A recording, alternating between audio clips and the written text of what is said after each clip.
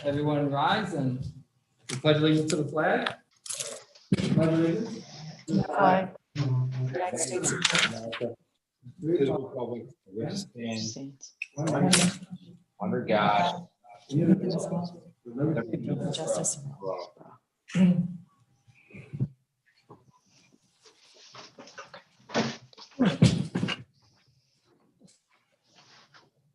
Okay, Andrew Benson. Here. Doug Day, Here. Bronwyn Losey. Here. Joseph Wetmore, Here. Edward Levine. Here. Okay. So first order of business, item 4 on our agenda is the public hearing on proposed local law number 5 of 2020 to repeal local law number 4 of 2020 and reinstate the tax cap limits. I'll move that. I'll second it. Any further discussion? Mrs. Munson? All in favor? Aye. Aye. Anybody opposed? Okay. This is 6:41, 1 minute, yeah.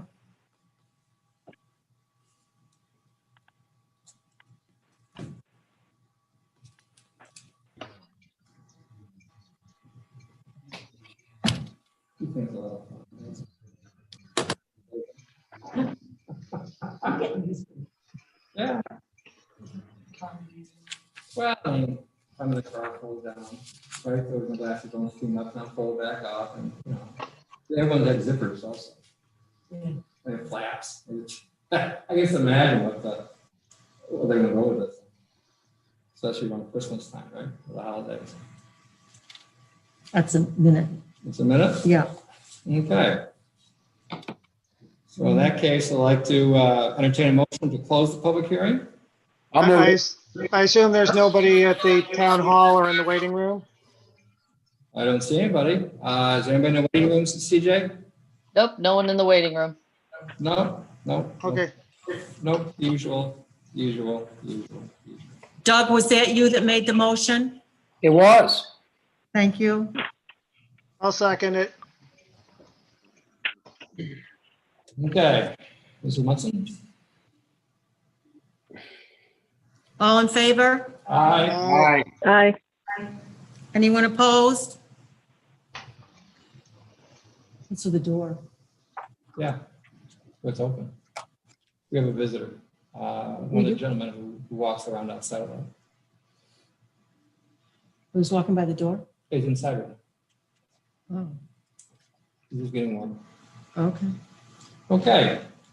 Agenda item number 6. 5. 5, public hearing on proposed 2021 assessment rolls for town water, lighting, drainage, and sewer districts. I'll move it. Is there a second? I'll second it. Any further discussion?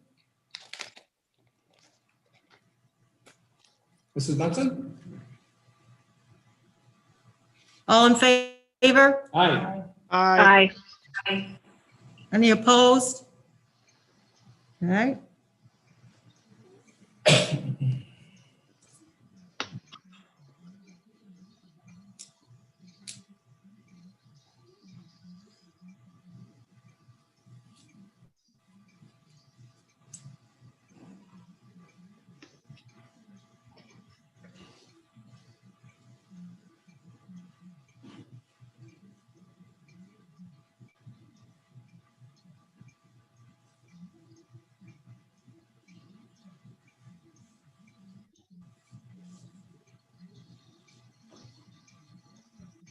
Hi there. You want to get warm? You can have one of the seats in the back. Okay?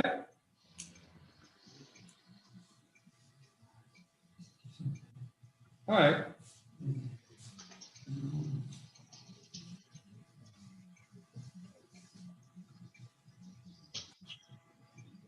Why don't you have a seat right there, okay? Okay. I live in Woodville, right? Yeah. Let me get you a chair. I'll put you out in the hallway, okay? There should be a chair right by the rec office. Okay, see one there? You got your knapsack on. Look at one here, bud. Go right next up there, okay? We're gonna probably be here for an hour or so. No, no, you're fine.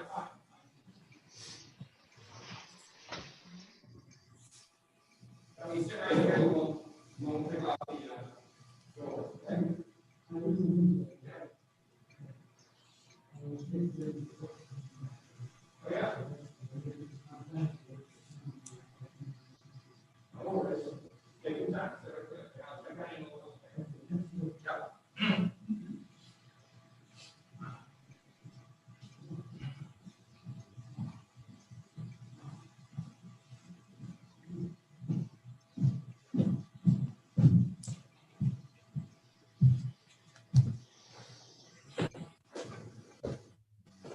I think it's been a minute. Yes. Okay. So who would like to make a motion to close the public hearing? I'll move. I'll second. Okay. Doug, was that you on the second? Yep. Yes, it was. Thank you. All in favor? Aye. Aye. Aye. Any opposed? Okay. Item number 6. Public hearing on proposed 2021 Town of Lansing assessment rules and preliminary budget. I'll move that one. I'll second. Any further discussion?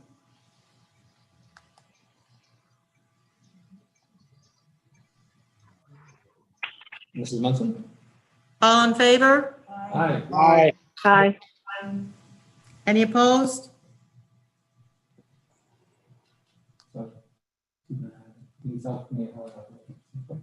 Okay, Wait a minute. whenever you're ready. Yeah, just got, we did the poll. We just gotta wait 1 minute. And we- Okay.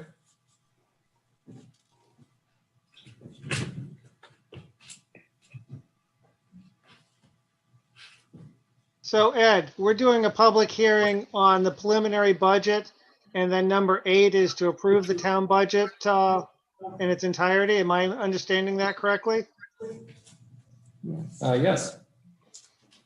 So isn't there supposed to be a time period between, doing a public hearing? Don't we accept the preliminary budget? I'm getting confused in the steps here again. Could you help me with that, please? Well, I went from tentative and we accept it as a preliminary. And then the resolution now is to accept it. But once we have a motion and a second, if you want to have discussion, we have discussion then.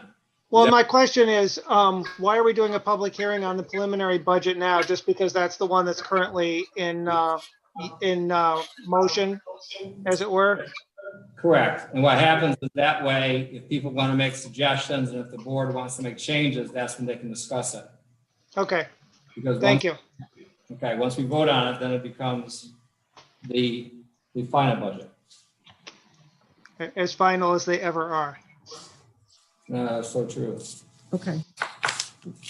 We're good to go. Good? Okay. So now we have a motion. Do I have a motion to close the public hearing? I'll move it. Doug, okay. Yep. I'll second it. Joe, okay. 6:48. All in favor? Aye. Aye. Aye. Any opposed?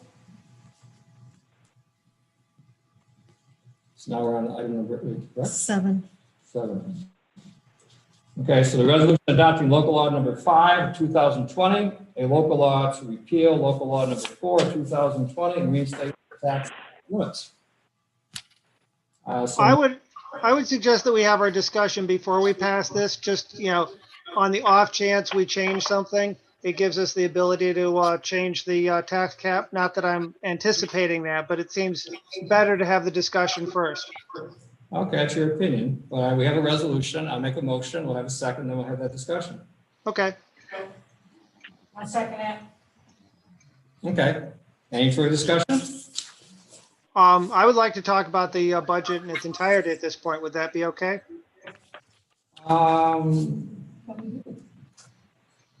Well, let's see. That might be item number 8, Joe. I understand. Unless you think that these changes are going to push it over the tax cap. I just want to leave that option open until we've discussed it and then move forward. I think that's prudent. I'm not expecting to change the tax cap. Okay, go ahead. So my questions are about the highway budget, which I'm very concerned about the long-term potential. I know we cut back on the amount of road work we did this year by about 200,000. And quite possibly we're going to do that again next year. And I'm just wondering what that means in terms of how much road work is getting done, how much maintenance is not getting done, and how we're going to be in the long term if this lasts 3 or 4 years. Do we have the highway department on the line? We have somebody, yeah.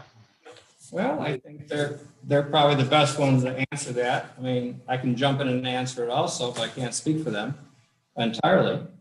But you saw the email I sent you, and every other board sent as far as what the analysis was. And we had a very good September, 30% above what our September was last year. And once again, we try to be as flexible as we can so we can make adjustments if we have to. Right now, it looks like, and I'm going by memory until I find my email, that I think it was 112,000 and change. If we take the last 3 months of October, November, and December this year and project a 15% decrease. If we do that, it's 112,000, I believe is what it is, decrease for sales tax total. Now, please keep in mind that it's an 80-20 ratio, which means that 80% of that, the sales tax goes to the highway department and 20% of that goes to code and to planning. Here we go. So as we break this down, if you take, there's basically $112,127.18 is what the projected decrease total for 2020 would be for sales tax if we continue at the rate of a decrease of 15% each month. You take 80% of that, which goes to the DB, which is highway, and that's $89,701.74. We have been told from the highway department they will only do 200,000 instead of 400,000 of the improvements, because when they do at least 200,000, they get that money reimbursed through CHIPS. Right. Goal is, okay? So that means that the difference, if they dump 200,000 back in, the difference is a surplus of $110,298.26, okay? That's up.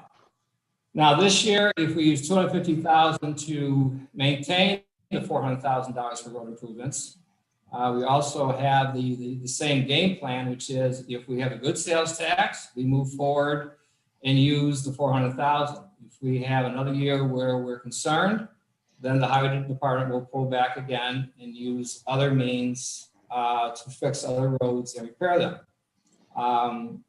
So having said that, this is something that we rely on the highway department to be flexible with, to do that. Now, when you look at the analysis so far, when we have our A or B and DB, we find out when we do our projections that the B fund has about 19 months of fund balance in it. And we're looking at 6 months. That's a $304,000 difference in what they need in their fund. And the DB is projected to have roughly 5.82, and our goal is 6. So we pull both of those together, it's eight months of surplus. So if we have to pull some from the B or DB because we can slide those around legally, we have to in the future. But we're not even looking at that down the road. And I seriously don't believe we're going back to stage 1 where everybody's isolated again and nobody moves and spends any money from before. We just saw what the governor did with his travel restrictions, how he changed all that yesterday. So I suspect, once again, it's not a promise, but I suspect that we'll leave it up to the highway department. They have that flexibility to use the money if we're having a good year and to pull back if we don't. And once again, they initiated this back in March. It wasn't something I asked them to do. They said, we can do this and this and this if it is a bad year for us. And that's when Cricket said, rather than use the 400 of improvement, I'll use 200 instead, and we'll clap 200 back in, or not use 200, whichever you want to phrase it. Is this plague going to happen for the next 10 years? Are we going to have to be locked in our house and not spend anything for 10 years? I don't know. We're going to have a new plague? I don't know. Right now, I just read today that there's a test for the flu and COVID together, which first came out. These things are happening overnight. I would like to give the highway department the flexibility by still preserving our reserves and our fund balance and see how next year goes. Because next year, it may only be a 5% decrease in sales tax, or it might be a 5% increase. We'll see how that goes. I suspect there are some people who are not spending, but when they get back to work, they're probably overspending, just like $47,000 more this year for September compared to last year. If you're looking for an exact answer, nobody has one. But what we do is we try to stay flexible.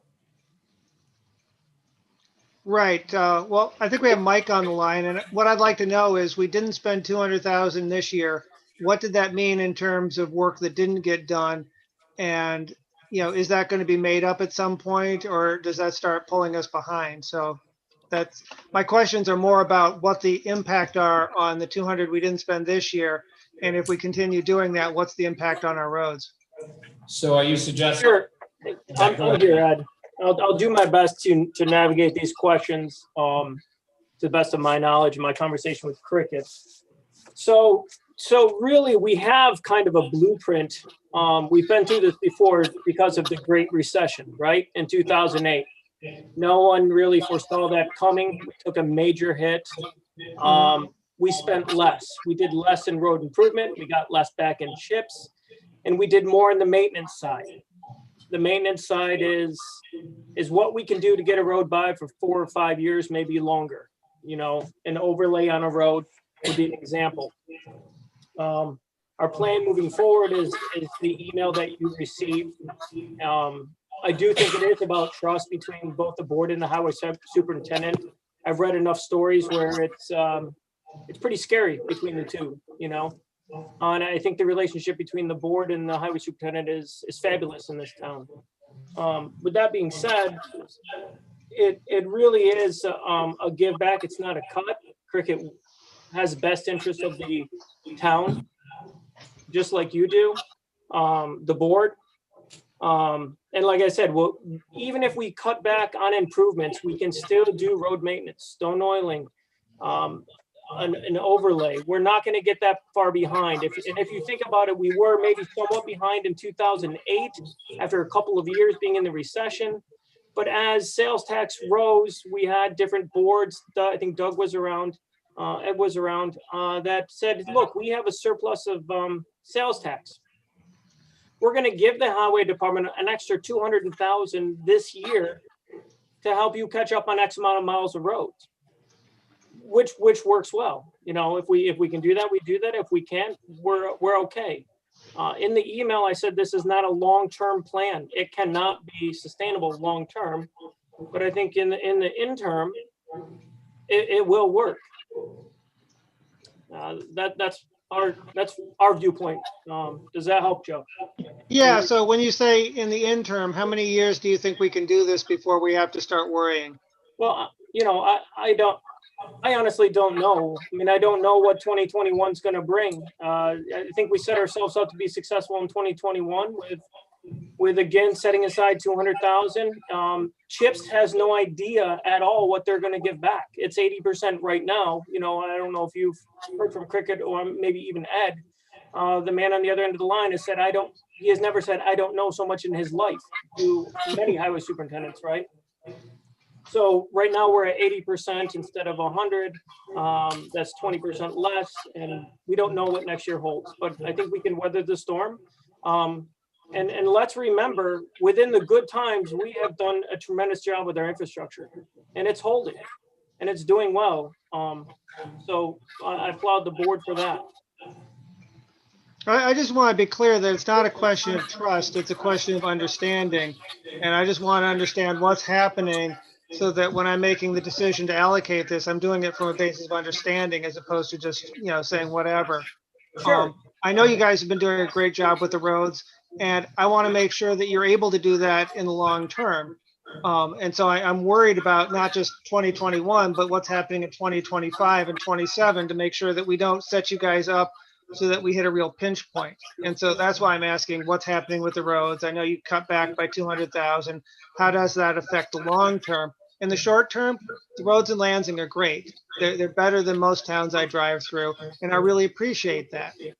And I just want to make sure that we do the long-term planning that make sure that you guys have the necessary funds to keep doing that over the long term and not just the short term.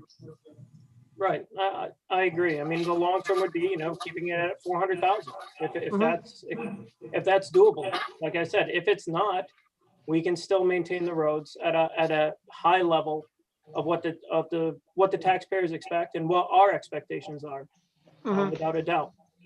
We look, the recession didn't last one day. The Great Recession lasted multiple years. It took us a while to climb out of that, and for spending to come back and sales tax to come back. So, you know, I feel confident that we will get through this in the same manner, honestly.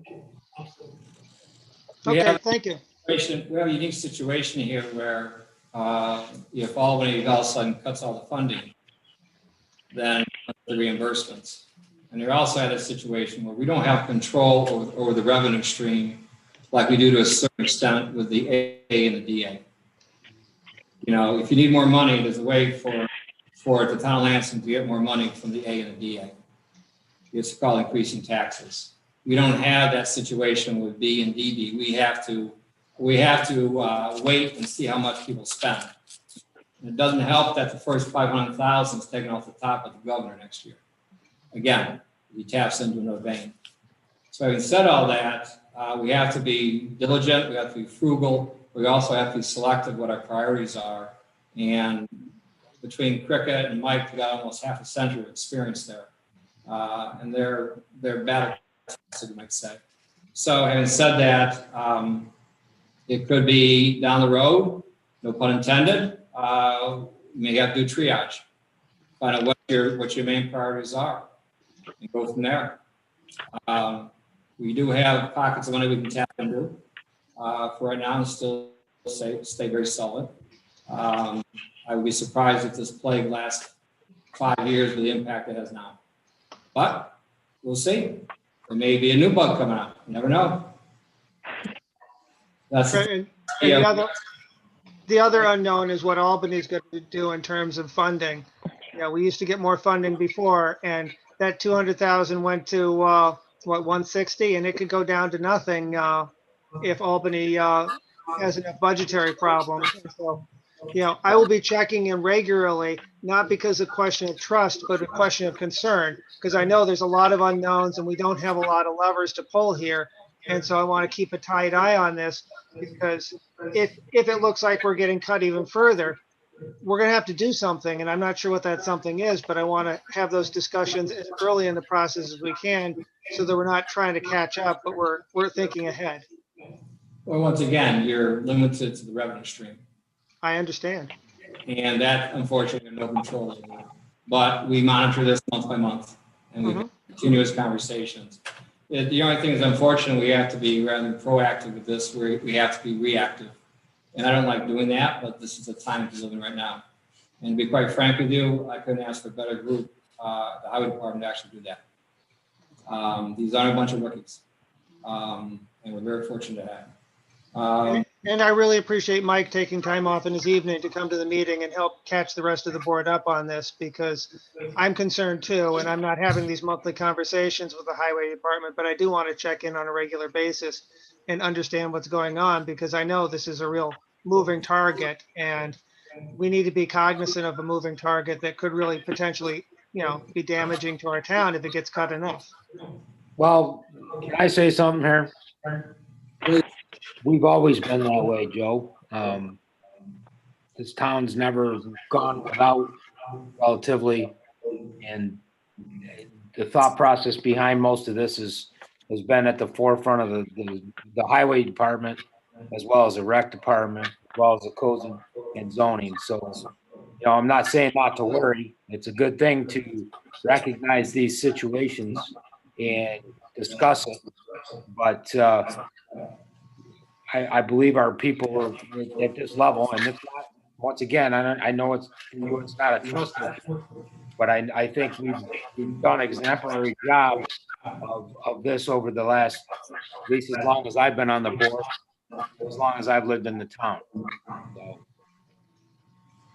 I think we're doing a great job with that. And the fact that this stuff came up in March,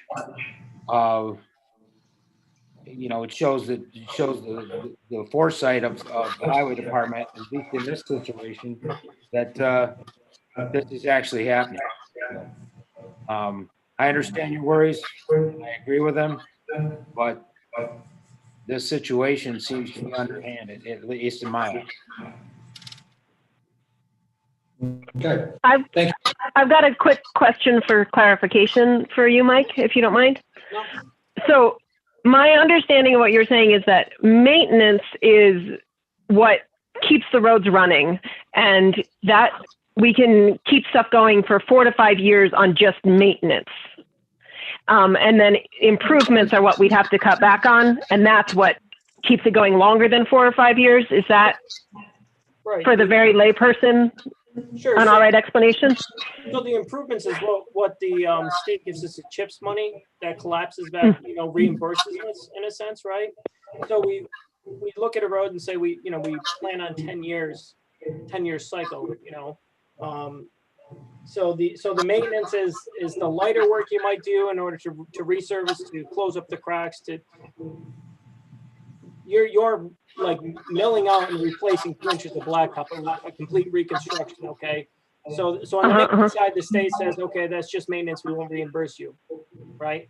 Okay. On the road improvements, that's major reconstruction of a road. The state expects us to last so long, and they reimburse you back, along with early winter recovery at this point in time, and paved New York. But we aren't sure if we're going to get those next year either. We're hopeful, but we don't know. Did that help at all? It does. It does. Okay. Thanks. Yes. I just had another question, Mike. What about all the equipment?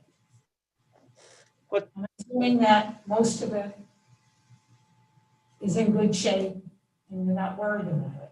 And you don't have to replace anything. Is that true? Were you asking about the equipment, Andra? I couldn't hear Yes. very well. Yes. Okay, so with the equipment, again, we are going to be conservative this year. The equipment, we're doing really well, honestly. During the good times, the board has been more than generous, helping us catch up and replace something maybe ahead of schedule. And let's be honest, that has paid off tremendously to where we're going to be for next year. We're in a great spot. So basically, you look at what we have is what we have. I think a couple small items is what's in the budget, and that's it. That's what I thought. I just wanted you to say it. Thank you. Yep. To be honest, I was really hoping for a back truck, but CJ says that the grants aren't out this year, but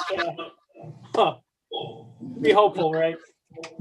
Yeah, I could speak a little bit to that as, we didn't have a consolidated funding application this year, but we are paying attention to the next water quality improvement program pot of money to be able to fund the vac truck. And I also if I could just give a shout out to Highway, because they've been catching up on some deferred maintenance regarding the stormwater ponds and drainage districts. And that's been an incredible help. And I just want to applaud them and for that savvy of, thinking about creative ways to get those projects done. So Thank you. thank you so much. Those that money comes from the drainage districts. And you'll see in the budget, it's one of our things like lighting districts, like water districts, and we have money in there.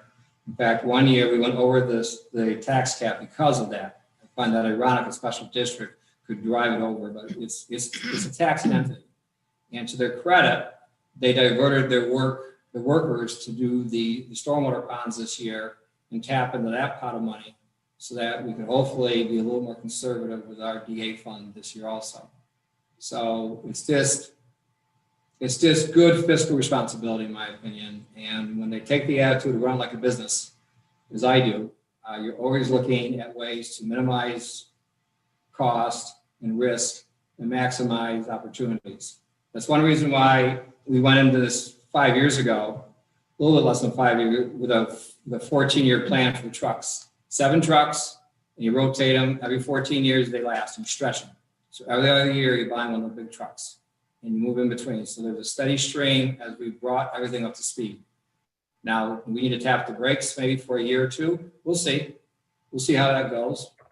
But our equipment is up to where it should be, so it's not all breaking down when you need it.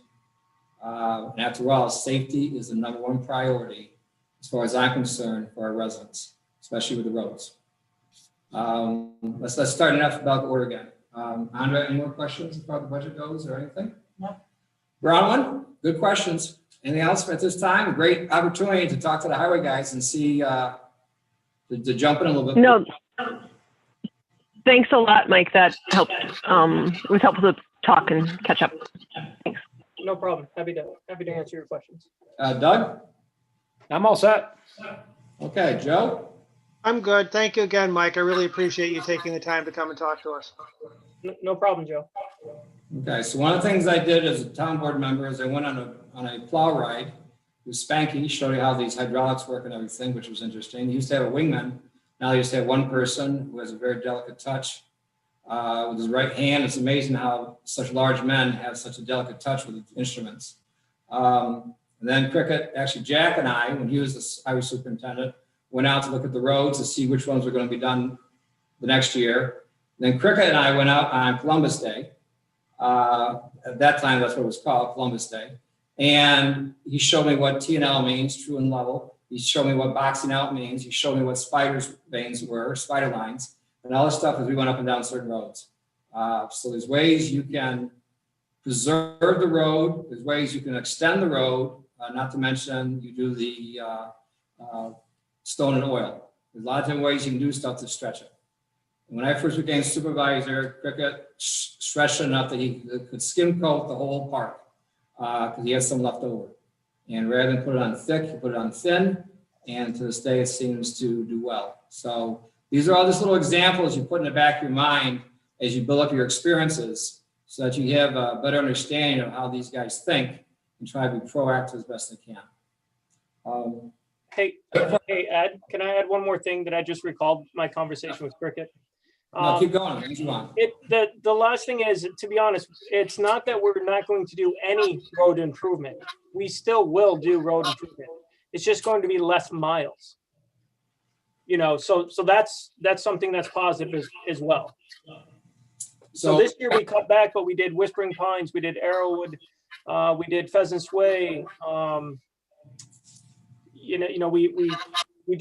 We did a whole entire development, which was fantastic. That definitely needed it, you know. So we didn't do nothing this year. We did about $200,000 worth of road improvements. So I don't think anybody here thinks you do nothing. no, that's not it. I'm just my point is just that we will do road improvements, so just be less money. That's all. Yeah. No, these are all great opportunities for teachable moments. Correct me if I'm wrong, Mike, but it's about $100,000 a mile. Yes. And we have, depending who we talk to, between 97 and 99 miles. So let's say hypothetically it's 100 just for easy math. And you're doing 400,000, 4 miles a year. That's 25 times. Okay, it's 25 years before you get back to the road. Next time you drive on Hillcrest, that was $175,000 2 years in a row. Cost $350,000 to pave that road, and it took us 2 years to do it. And they're running on $200,000 a year. That's why we kind of try to nudge it up a bit, because at some point, as we get a few more roads, unfortunately, with different developments, it's always nice to have an existing road, but sometimes new roads are built, and we have to take care of them. That's why we're very selective. I'm very concerned about road maintenance. But once again, we have to make the numbers work. And once again, anybody have any other questions about the budget? Feel free to chime in. There's always great conversations to have.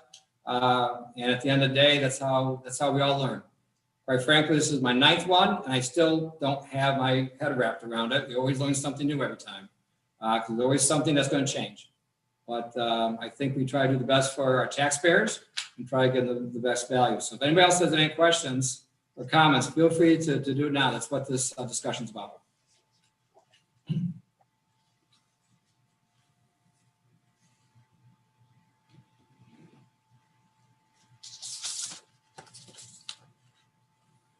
Okay, one more comment. Let's see how September, October, November turn out. You might be pleasantly surprised down this road. And that is a pun, that we see how this goes.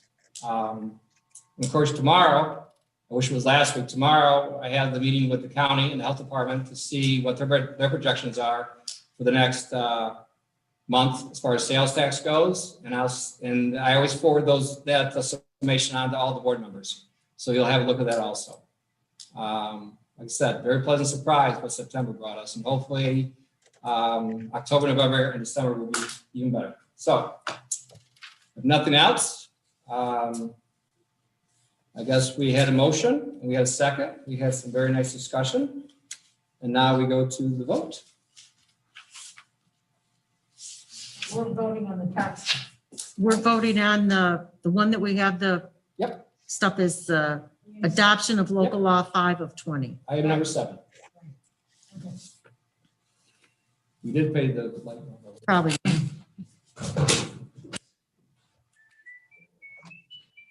Andrew Benson, Yes. Doug Dake, Yes. Bronwyn Losey, Yes. Joseph Wetmore, Yes. Edward Levine. Yes. Okay, now this is item number 8. Resolution approving the special district's budget and town budget for the fiscal year 2021. I'll make a motion. Do I have a second? I'll second it. Any further discussion? Okay, usually in the past, Ed, we've read all of this information that I put in here, so. Yep. That's I'd what I- rather we had the discussion first, but we can read it Oh, first if okay, you want. sorry. That's okay. No discussion? Okay, who wants to start reading? I guess we'll start out at the beginning. You want me to read all these things down here?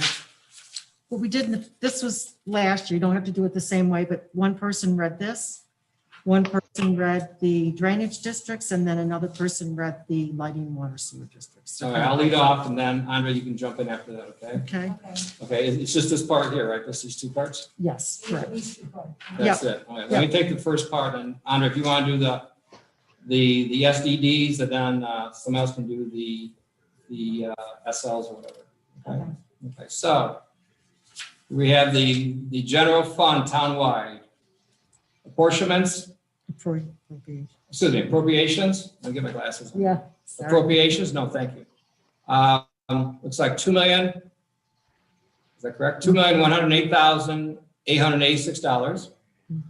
Estimated revenue is $857,034.77.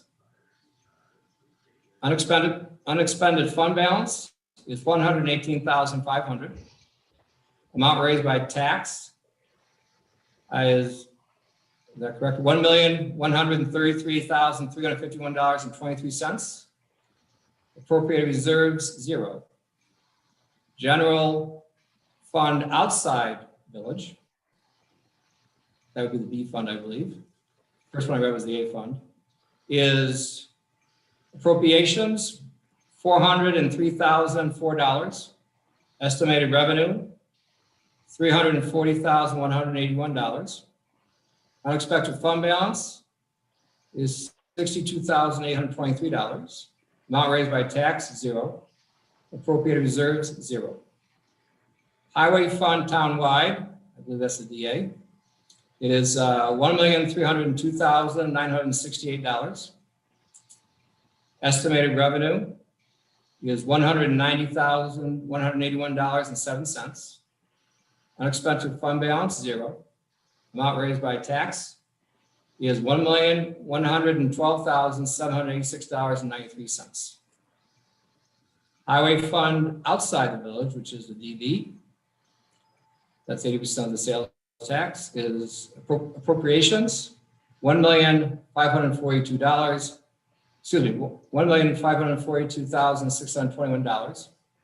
Estimated revenue is $1,290,715.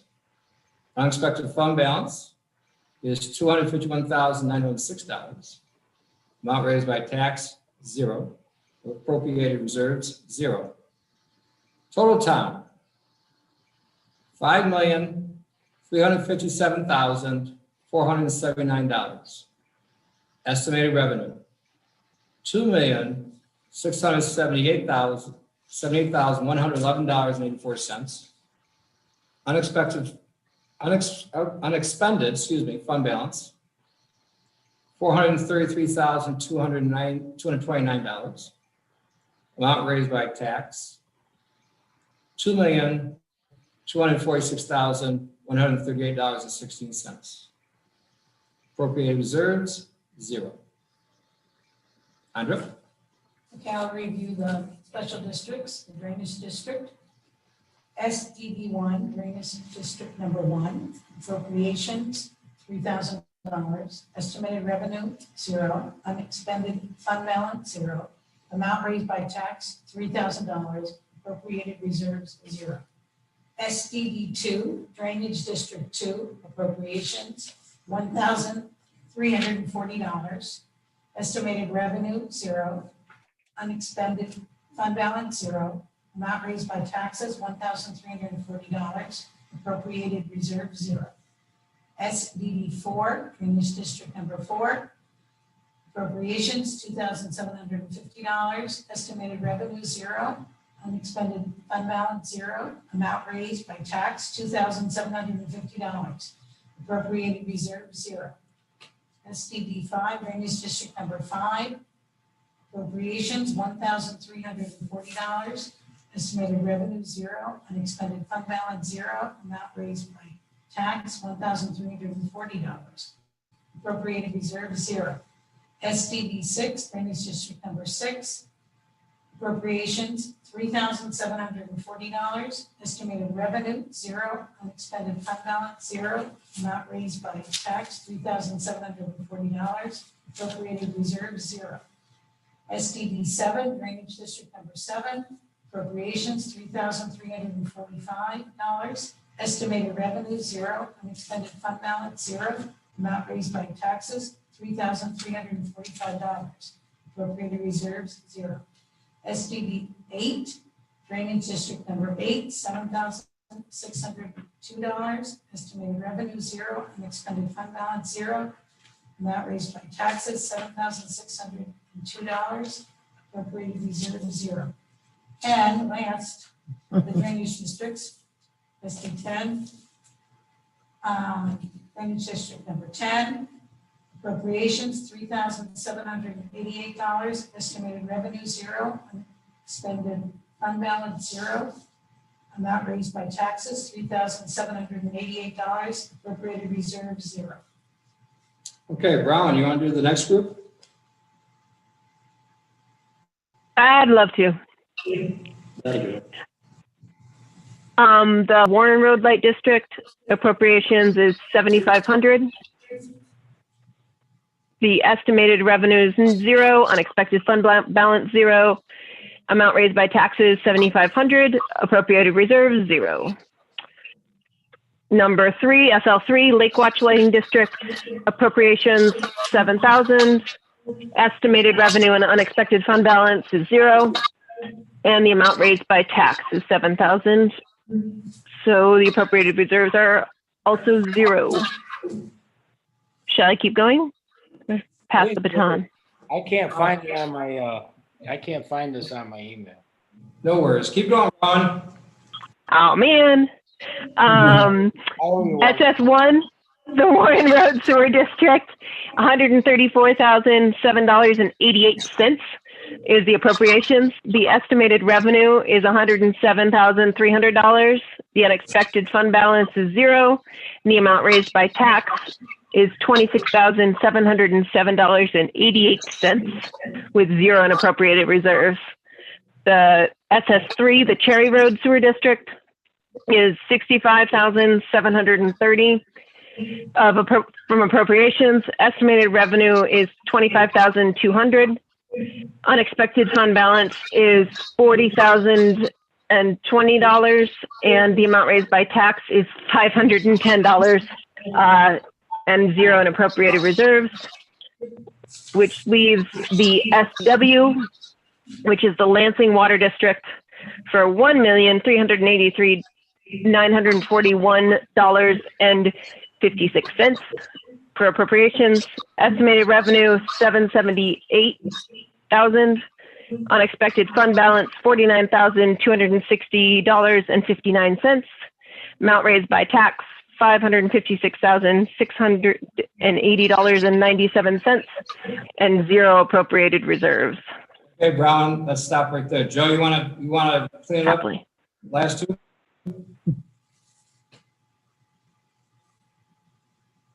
Which is total special districts and grand total? Where are we at? I'm sorry, I was looking at some numbers. Total special districts right at the bottom, be page 3 toward the bottom. It's in the, The total or yeah, total special districts. And then total special districts, $1,627,084.44 in appropriations. Estimated revenue, $910,500. Unexpended fund balance, $89,280.59. Amount raised by taxes, $627,303.85, and no appropriated reserves. So Okay, you want the grand total? sure. Grand total, town and special districts. Appropriations of $6,984,563.44. Estimated revenue, $3,588,611.84. Unexpended fund balance, $522,509.59, and amount raised by tax, $2,873,422.01, with no appropriated reserves. Good. Any other questions or comments? I would just ask why we're spending down the Cherry Street fund balance by a lot more than we are the Warren Road Sewer District. The meters. Dave Herrick had wanted to put money in there for the meters. Okay, Well, this was actually discussed in the Water and Sewer Advisory Board today. There's 2 meters they're going to try to put in. These are special meters so that we actually can go by flow instead of by EDUs.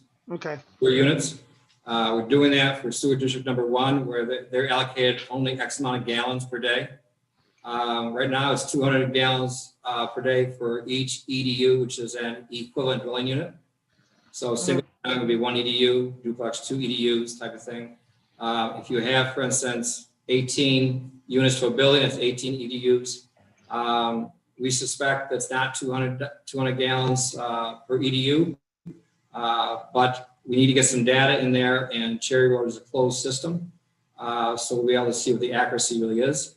That will help Linda Woodard from the Village of Cuba Heights, because after all, most of the weight falls on her shoulders and their board to make sure that their sewer plant runs efficiently. And so that would be a huge step forward to give them that data. And eventually we might be able to decrease it to maybe 100. If we decrease it to 100, you just double the amount of EDUs, especially if we're growing, because that will limit what the growth is if you can't get any more sewer capacity.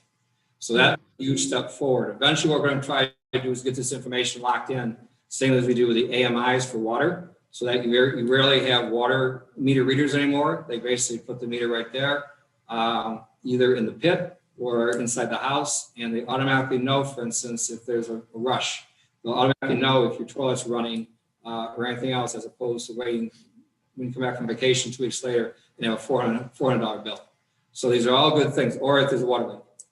These are all good things to collect data. So I know that was a long answer to a short question, but I hope that answers it. thank you.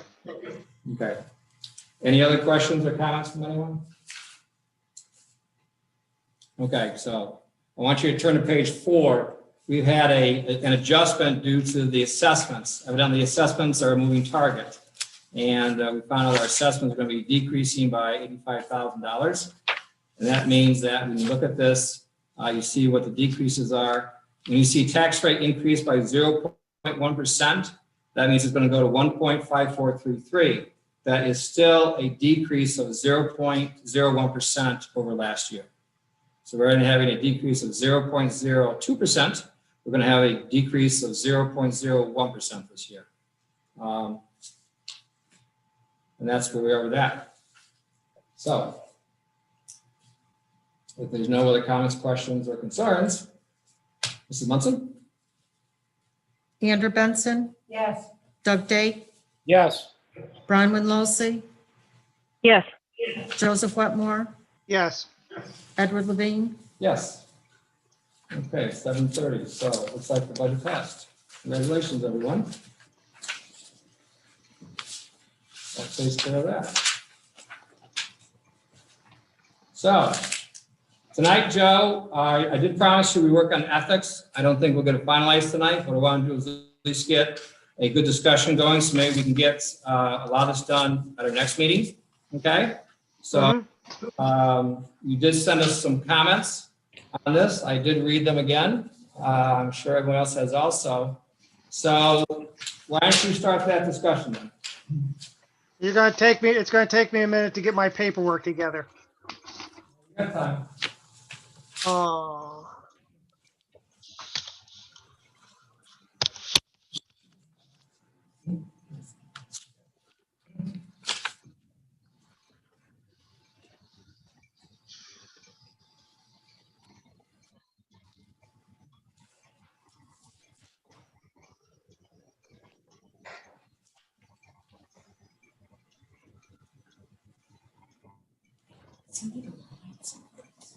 You need to write it. Okay.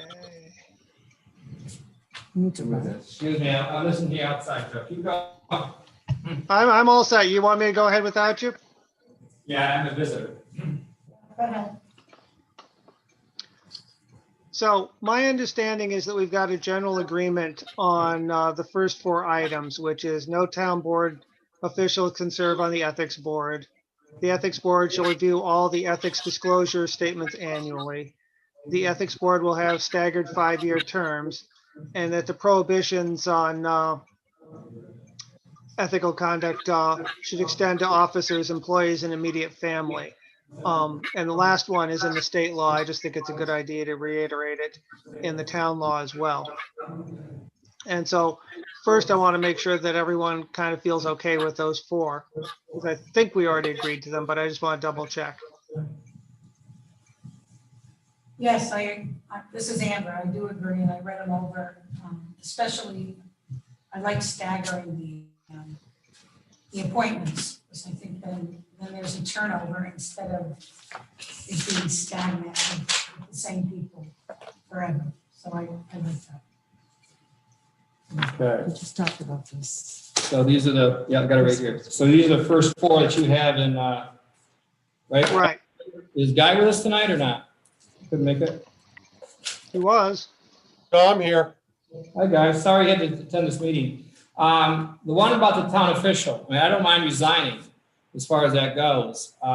Is that, you mentioned something about town law and everything. I don't know if I misread it. I mean, can you walk us through that one a little bit? I guess I could just resign as soon as they find people. I could resign now. What do you suggest I do as our attorney? Oh, okay. I wasn't sure you were talking to me or. I'm talking my coffee cup right now.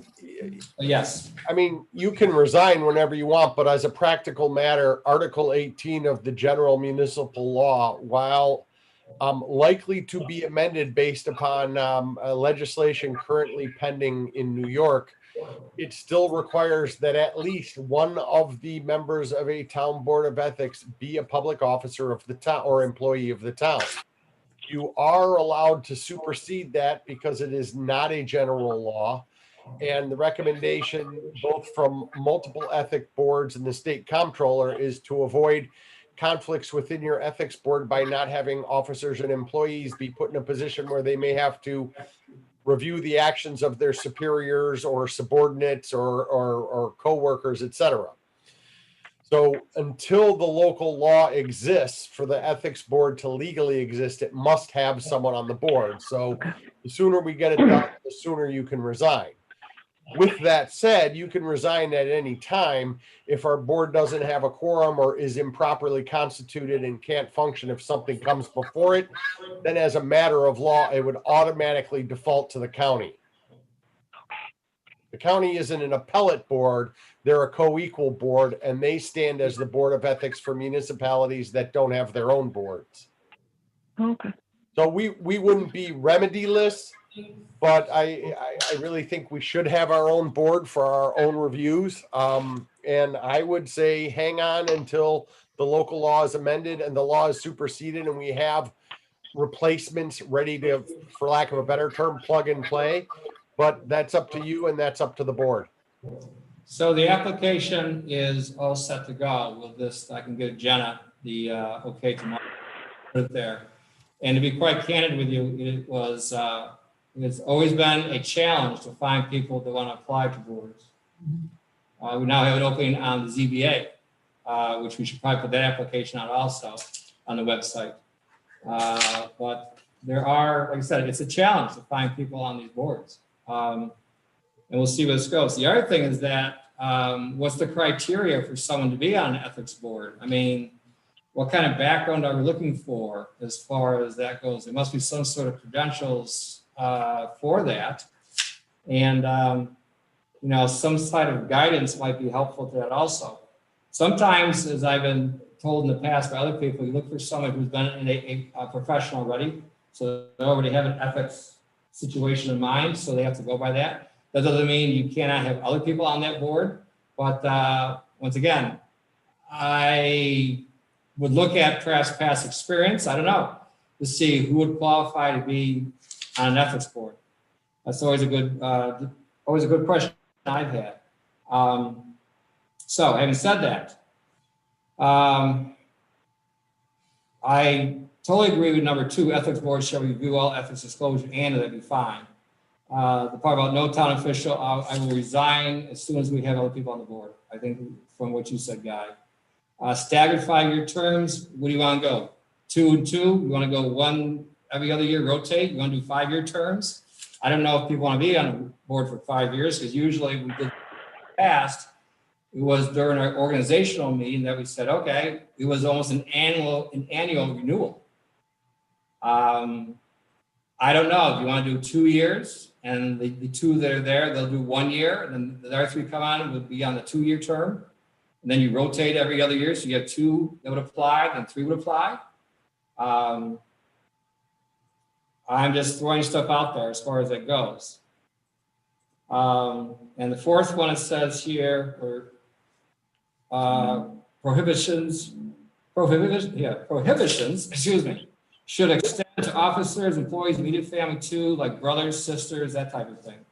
I totally agree with that. As far as the process goes, I'm glad people are interested in this, because I'd love to throw it right out there. In the past, there was a mad scramble for me to try to find people. And hopefully by putting the application out there, we'll have more interest. So action plan, the application goes up tomorrow. We can review them probably in December, maybe, if we have enough applicants. That should give enough time to make a decision. And go from there. Hopefully we won't have a concern before then. Does that check all the boxes for the first 4? Are we good with that?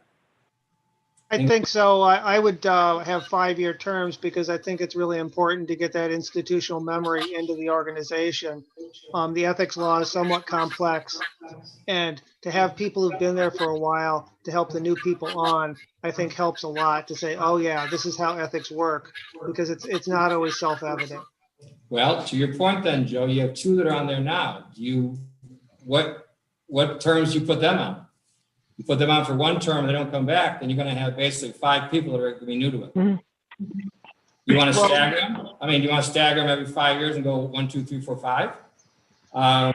Where's your longevity? Once again, it's not a debate. It's just questions I'm just throwing out there for clarity as we try to implement this. Well, obviously, when we do a 5-year stagger, the first year, we're going to have some people with 1-year terms, some people 2-year terms, some people with 3-year terms to get the staggering going. But once we get it going, it'll be self-perpetuating that every year we appoint another person on, and that's good for 5 years. If you use the first two categories already as 1 and 2, and they don't want to reapply, you just have a whole board that has at the most 2 years experience. Mhm. Can I maybe suggest that you just select one of the existing members for one of the longer terms, 4 or 5 years? And a reason for that, I think that it's important on a municipal ethics board to have somebody on there who actually is very familiar with the internal workings and requirements of a municipal government, because it's very different than private sector. And the advantage that we have right now is both people there have that experience and understand these rules. One is a county employee, and he's not a low-level county employee, and the other works for the school district.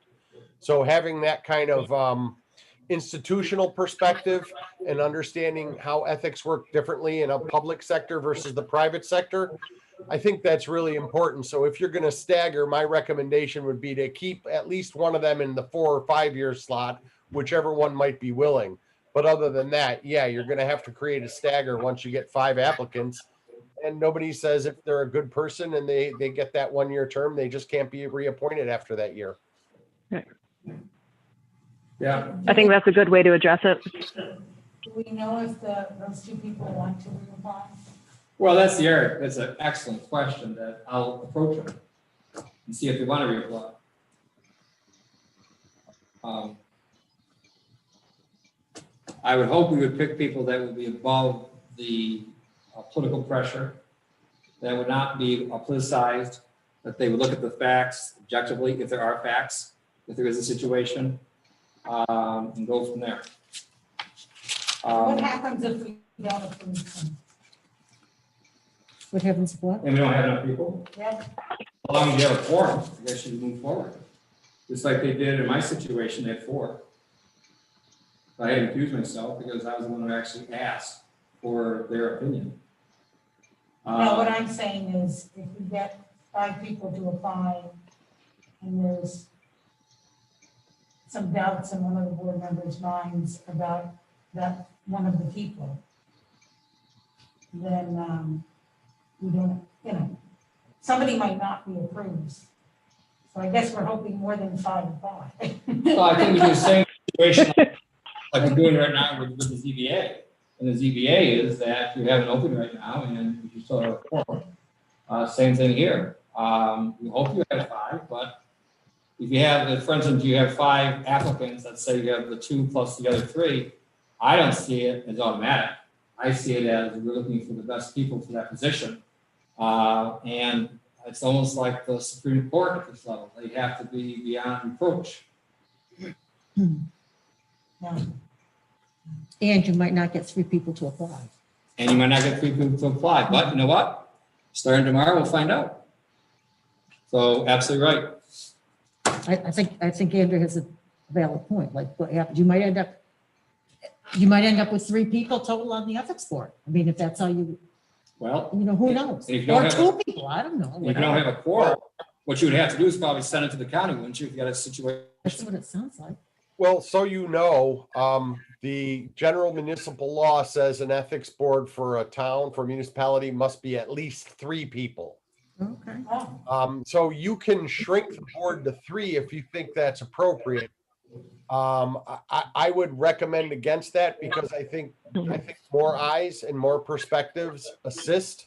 And I think the amount of work that arises in some situations is not to denigrate the ability of those who volunteer, but it's a lot of work. And it was with 4 people, they were buried for a couple of months.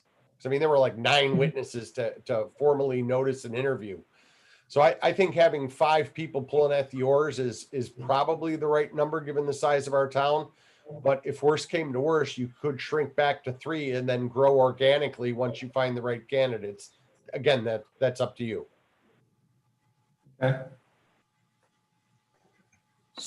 So moving on to clarify the law, there's a distinction between advisory opinion, which would be confidential, and complaint. So the advisory opinion that was given at my request, is that confidential? Yeah, that's the difference. And I think what we need to do is put it in our law saying that when someone puts a request before the board, that it be clarified publicly that this is an advisory opinion or a complaint, so that the public understands what's going on. Because I think the public thinks they're the same thing. And I must admit, I didn't realize there were two separate things that the advisory board could do. And so I want to make it so that when something goes to the ethics board, that it's very clear from the start, is this an advisory opinion or is it a complaint? So, well, first of all, All right, well, can I jump in real quick and just clarify, because there's been a point of confusion and it has persisted. The determination of a board of ethics and the degree to which it is subject to the open meetings law or FOIL is not at all affected by whether it's an advisory opinion or an investigatory complaint that's under review. Not relevant. It's the determination of the board that determines whether FOIL applies. In other words, if there's a finding of wrongdoing, that is inherently imbued with a public interest and not considered exempt from FOIL. If there is no finding of wrongdoing, then that is considered confidential. Where to draw that line is a matter of policy for the board, but per most everything I've read, and I know different towns and villages do it differently, you want to maintain at least some modicum of confidentiality, because if people believe that everything they say and do before an ethics board is suddenly subject to public scrutiny, people stop reporting, and that defeats the purpose of an ethics board. The purpose of an ethics board is prophylactic, to let people go and seek advice before they get in a sticky situation, not punitive to be, aha, caught you in a sticky situation. So you want to encourage that kind of open review. You want to make sure that when they review, their ethics statements at the beginning of each year, that those are maintained in confidence. And if there's a finding of wrongdoing, and again, I think that I don't want to speak for the ethics board because I wasn't at the vast majority of their meetings, but the short answer is they found that there are one, and there's actually a second person, but there is some real expertise at the Association of Towns and at the Committee on Open Government. And regardless of the nature of the matter and the findings before that board, they can get independent advice from people that do nothing but deal with this all day, such as the Committee on Open Government, and issue guidance to the town board appropriately as to whether and to what extent it should be or could be subject to FOIL. And once they make that recommendation, you as a board make a decision. So as I read this, I was seeing that making this distinction would actually encourage exactly what you were suggesting, Guy, which is people coming forward prophylactively. And the idea of you come forward for an advisory committee opinion about something you're thinking about doing or wanting to be sure that it's ethical, knowing that it would be kept in confidence. But you're saying that that cannot be the case if it is found to be not ethical. Is that, I mean, if it's already happened and not found ethical. If it's like, should I do this? Is it okay if I do this? That's a different question. Right. If you're the reason that you go to, when certain circumstances arise, whether there is or is not a conflict, whether there is or is not bias, whether there is or is not a violation of any ethical rule or potential risk of a violation, or whether there is or is not an appearance of some level of impropriety. The reason you go to an ethics board as a public officer or employee is to get advice. And exactly. If you do that and you follow that advice, then you and, most importantly, the municipality are protected, even if it turns out that advice was technically wrong. You're allowed by law to rely upon the advice of the ethics board, and the law is going to reward you for doing the right thing, even if you weren't sure you were supposed to. So when somebody says, hey, that might be a conflict, hey, that might be a problem, the knee-jerk reaction from a public officer or employee, unless it's a complaint that can't pass the laugh test, is I'll consult with the Board of Ethics about that. And they may say that's not an issue, don't worry about it. They may want to just ask a few questions, whatever. The wrong answer is, oh, that doesn't apply to me. Because if something happens later on and something comes out in court, or some fact comes out that maybe you as a public officer or employee don't even know about. Well, I didn't know that person was best friends with my mom. There probably nothing happened, but it's going to stink to high heaven. And so as a public officer, one of your duties is, of course, to protect the town and, of course, the town fisc. So, yeah, I think Joe's idea of stating up front, is it a complaint or is it for an advisory opinion, is a good idea, because then the public knows what's under review. But whether or not the outcome makes the findings subject or not subject to disclosure is based upon what those findings are. And you as a town board can create a policy that waives FOIL. I would not advise in favor of that, but in individual cases or on a general policy basis, there might be a class of circumstances where it would be appropriate. Not for me to say. If you're going to consider something that far sort of out of the lane, I would strongly encourage that you consult with, Committee on Open Government and get their input, because not only have they seen why it works when you do it right, they have seen how badly it breaks when you do it wrong. Okay. All right. We got a good start on this, at least, I think. Okay, so I'm hearing that making the distinction between an advisory and a complaint is the way we should go, and forget about confidential or not. That can be done on a case-to-case basis. Am I getting that right, Greg? Well, that's up to the board, but I have no difficulty if it's made clear what it is that what type of proceeding has been referred to the board. That makes sense to me. I mean, the ethics board is technically a public body. Pretty much everything they do is executive session, but it is a public body. So you'd have to go into executive session to explain that you're reviewing a complaint or an advisory opinion. So why not just put it out there and let people know? I think when that happens, maybe having some sort of, like in the beginning of different meetings where they reiterate, like, this is what a public hearing is, those sorts of things, having something there that just reiterates, this is all confidential. It will be released if there's a finding of actual wrongdoing. Otherwise, it stays, just something that reiterates what you just explained to us when an ethics question is brought up could be useful. Yeah, I mean, I can see that many of the committees and boards would probably benefit from some written guidelines. So they have procedures to follow, written handouts or postings that go to the public or are attached to agendas, so the public knows what the ground rules are. For example, the Water and Sewer Advisory Board has an entire booklet, so to speak, with sample forms in it on how to become an authorized outside user. And it lays out what the process is.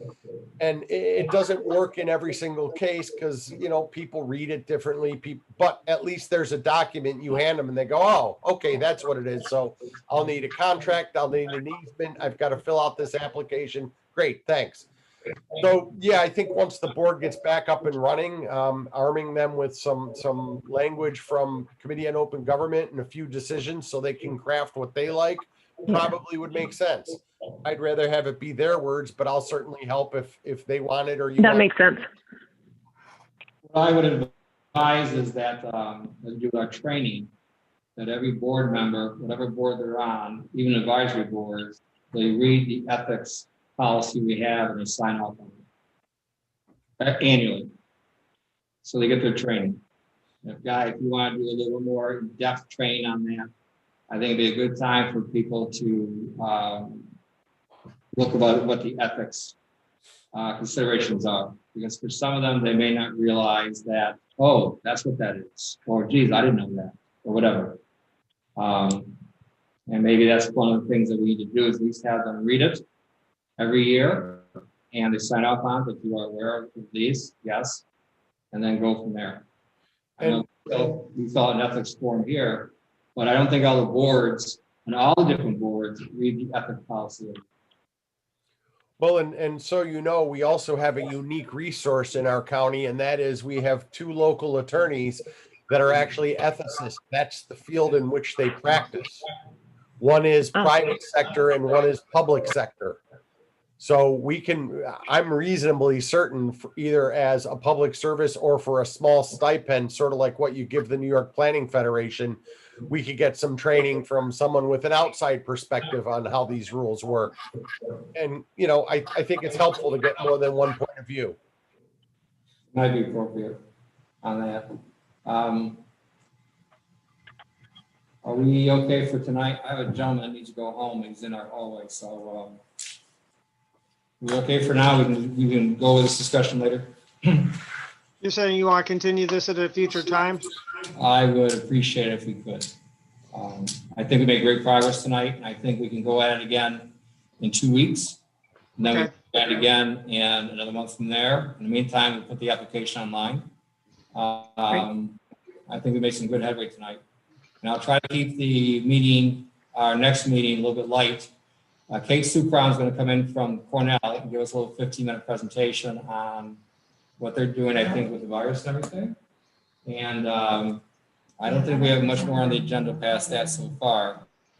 But I'll try to at least keep maybe a half an hour or 45 minutes so we can further this discussion.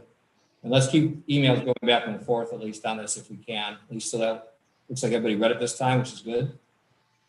If they want to add to it, we can always discuss that later. Okay? Okay. Yeah, I'd say everyone should read the County Board of Ethics. The county, Yes. It's got some good stuff in it that's different from what we have. And some of it's the same and stated in a different way. And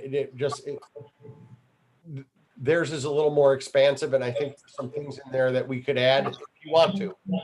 Sure. Okay, Deb Munson has a question. Yeah, I'm not by a microphone. Can you guys hear me okay? Yes. Yeah. So, annually in the spring, late spring, whatever, I've been sending out that ethics form, a long list of board members and so on that I send it out to. And then they come back to my office, and I understand from this that it may change, that it'll be reviewed by the ethics board, which is fine. Trust me, I'm not complaining about any of this. But what I'm wondering is, would the ethics board then take over the responsibility of mailing this form and collecting it back in? And then they would keep it in their safekeeping? Or is this something that I would continue to mail it out, get it back, and then turn it over to the board, and then they would keep it, or it would come back to my vault? Just things to think about, I guess, of a piece of it that I'm involved in, that I just need to know how it's going to happen. And trust me, no hard feelings if they take over the whole entire process. The process, I was on the ethics board for the town of Ithaca, and the process was the clerk gathered all the things together. She didn't look at them at all. She just handed them over to the ethics board. We then went over every single one, looking at it and saying, does this look complete? Does it look like it matches with the things we know about the person? And if there was something that wasn't complete or something that looked odd, we would contact that person, talk to them about whatever we saw on their thing, fix whatever had to be fixed until we felt we had a complete set of documents, and then we'd hand those back to the town clerk. So they never really left the town hall. We would just work with them whenever we met in town hall and went over them. Did that happen very often? We did it once a year. No, did it happen very often that you actually asked people to clarify things or to be more specific? Yeah, people left things blank, and the policy for the town of Ithaca was you had to write down not applicable. You couldn't just leave it blank. And so we had lots of things like that in which we just had to make sure that they didn't skip over it, but they actually meant that that should be blank for their case. Okay. Any other questions tonight before we adjourn? 8:00. Good meeting. Meeting over. Thank you. And so, you know, I'll get my camera fixed.